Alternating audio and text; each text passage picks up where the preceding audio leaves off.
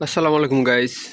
কবুতর দেখছেন, এই যে আর ওই কবুতর ডিম দিয়েছে এবং আজকে অনেক বৃষ্টির কারণে সব জায়গাগুলো ভিজে গেছে এবং কবুতরগুলো অনেকগুলো ভিজে গেছে।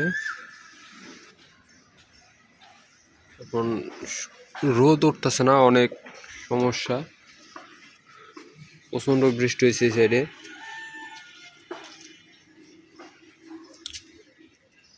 বর্তমানে আমার খাঁচা অনেকগুলো খালি, একদম খালি, কোনো কবুতর নেই। আগামীতে অনেকগুলো কবুতর আমি নিয়ে আনবো এখানে। বর্তমান একটু সমস্যার কারণে কোনো কবুতর নেওয়া হচ্ছে না। আগে যেগুলো ছিল ওগুলো ভালো মানের কবুতর ছিল, বর্তমানে এগুলা দেশি কবুতর বলতে গেলে বলা যায়। গিরিবাজ, গিয়াসুল্লি, হোয়াইট, এটা মনে হয় দেশি কবুতর আমার জানা মতে, বাট এটার নাম জানি না।